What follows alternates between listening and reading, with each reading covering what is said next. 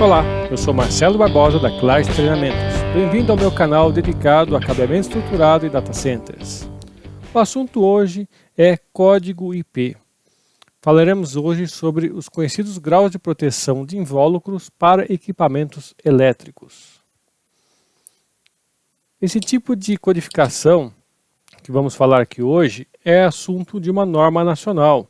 Essa que está na tela agora, NBR IEC 60529. É uma norma que trata justamente de como é que a gente coloca aquele código IP em um invólucro, ou seja, um rack, uma caixa, um gabinete, que vai ter equipamentos elétricos ou eletrônicos dentro. Embora seja uma norma nacional, ela é uma tradução e uma adaptação bastante fiel à norma internacional IEC de mesmo número. É uma norma de 49 páginas que está disponível no catálogo da ABNT para você adquirir. Vou deixar até o link aqui embaixo na descrição para que você possa consultar e, se for o caso, adquirir essa norma. Ela trata dos graus de proteção para esses invólucros elétricos. O legal é que, sendo uma norma nacional, ela está em português e não é pago em dólar, é pago em reais, então é muito mais fácil de você adquiri-la. Neste vídeo eu vou falar um pouquinho sobre essa norma, não vou falar sobre todos os aspectos dela, mas só os aspectos mais interessantes, principalmente para quem faz o projeto de instalação de sistemas de telecomunicações ou até mesmo sistemas elétricos. Qual o objetivo dessa norma e dessa codificação IP? Essa norma vai definir os graus de proteção para invólucros, sejam eles racks, gabinetes ou caixas, que têm a intenção de abrigar equipamentos elétricos ou eletrônicos, desde que a tensão nominal desses equipamentos seja de não mais de 72.500 volts. E qual o objetivo dela? É de proteger, primeiro, as pessoas que têm contato com esses gabinetes para que elas não tenham um contato acidental com partes energizadas dentro desse gabinete onde está o equipamento elétrico, e também a proteção aos equipamentos que estão dentro desses invólucros para que não tenham contato com objetos estranhos que possam penetrar esse invólucro, como poeiras ou outros objetos, ou também que não possam ter contato prejudicial com água que possa também entrar para essa caixa. Então, essa codificação é aplicável ao invólucro para equipamentos elétricos que vão ficar em alguma condição de exposição a esses fatores de risco, como por exemplo em ambientes industriais ou expostos ao tempo. Essa norma também define o que é cada grau de proteção, ou seja, a designação desses graus de proteção, quais os requisitos de cada uma dessas designações, e também essa norma estabelece como devem ser os ensaios, ou seja, os testes para verificar se os invólucros atendem ou não nessa norma. A gente não vai entrar em detalhes desses ensaios, tá? É uma parte bastante extensa, bastante detalhada, mas não vamos cobrir isso, vamos cobrir as designações, saber o que é cada codificação IP. Nessa norma, há também medidas recomendadas para que eu faça uma proteção do invólucro e dos equipamentos que estão ali dentro contra influências externas de impactos mecânicos, corrosão, solventes, fungos, vermes, radiação solar, congelamento, umidade e atmosferas explosivas. Então, o fato de eu ter uma classificação IP, eu vou ter uma certa proteção contra esses agentes que podem, por algum motivo, entrarem no invólucro e afetar a operação segura do equipamento elétrico. Importante comentar que qualquer barreira externa ao invólucro que auxilie na proteção do invólucro não faz parte dessa norma. Ou seja, se eu tenho um gabinete com equipamento elétrico dentro, em volta do gabinete eu tenho alguma grade, alguma barreira que impeça que alguém chegue mais próximo a esse invólucro, essa grade, essa barreira não faz parte da codificação IP. O invólucro, o gabinete em si é que vai receber essa codificação, independentemente de existir outros mecanismos adicionais externos. Como é que é formado o código IP? Ele é composto por 2 números, 2 dígitos e mais 2 letras opcionais. Aqui na tela você tem a composição. Eu chamei esses 4 dígitos, esses 4 caracteres de A, B, C e D, sendo que C e D, que são opcionais, estão com uma cor cinza mais clara. O primeiro número, que eu chamei de A, é o grau de proteção contra a entrada de objetos e proteção de pessoas. O segundo número é o grau de proteção contra a entrada de água. E as 2 letras que são opcionais, a primeira, que é a C, é uma letra chamada de adicional, que ela diz qual é o grau de proteção contra acessos às partes perigosas, como por exemplo partes do corpo do operador ou ferramentas que ele esteja utilizando. E o quarto caractere, que é uma letra também, que também é opcional, é uma informação suplementar específica a determinados produtos. Quando queremos dizer qual o índice de proteção de algum dos produtos, eu posso dizer os dois primeiros números, que são obrigatórios, mas quando não tenho necessidade de especificar um dos dois, eu posso colocar um X ali. Por exemplo, eu posso colocar IPX5 ou IP5X. Então, IPX5 significa que o primeiro número não é importante para essa classificação que eu estou tendo agora, somente o segundo, que é em relação à água. E se eu falo IP5X, não é importante a proteção contra a água, mas é importante eu declarar a proteção contra a entrada de objetos estranhos. O primeiro número pode ser de 0 até 6. E, como já falamos, é um número que vai determinar a proteção do equipamento contra ingresso de objetos sólidos estranhos e a proteção de pessoas contra acesso às partes perigosas. Então, quando o primeiro número é 0, quer dizer que não há proteção nenhuma contra esse ingresso, essa entrada de objetos estranhos ao equipamento. O IP1 significa que há proteção contra a entrada de qualquer objeto de 50 mm de diâmetro ou maior. E também em relação à proteção de pessoas, isso significa que eu estou protegido no dorso da minha mão, ou seja, não vai haver um contato acidental das costas da minha mão com alguma parte energizada, porque ela não vai passar por esse buraco que exista no invólucro.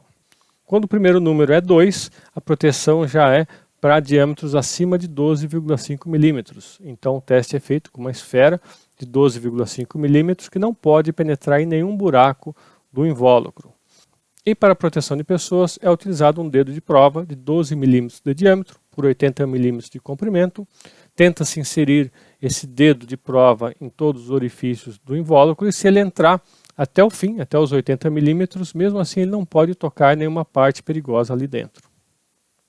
IP3 já é a proteção contra objetos acima de 2,5 milímetros. Então é usado uma esfera de 2,5 milímetros para verificar se ela não consegue entrar por nenhum dos orifícios do invólucro.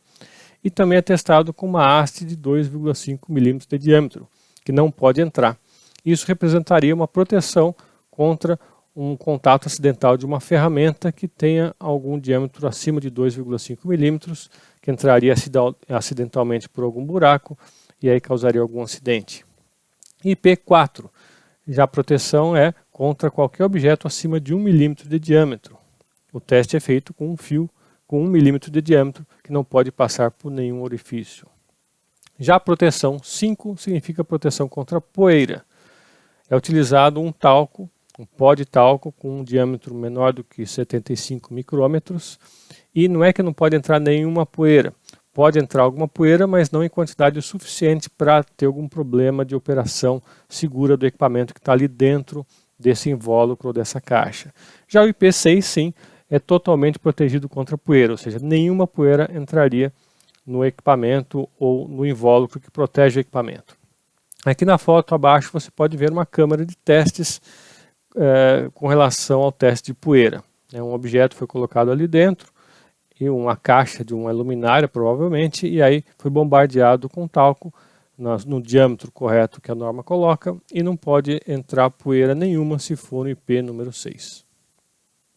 O segundo número, como a gente já disse, é para a proteção do equipamento ali dentro contra o ingresso de água. Quando o número é 0, não há proteção alguma contra a água. Número 1, proteção contra gotas de água que caem pela gravidade na vertical. Nível 2, gotejamento, ou seja, gotas de água caindo, só que com o invólucro inclinado até 15 graus. Proteção 3, aspersão de água com ângulo de até 60 graus da vertical de cada lado do invólucro. Proteção 4, proteção contra esguicho de água de qualquer direção.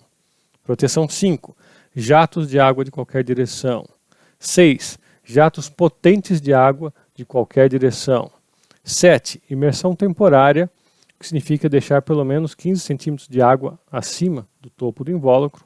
Imersão contínua, sob condições mais severas que que o código do set, mas acordado com o fabricante do equipamento para saber qual o nível de imersão que seria.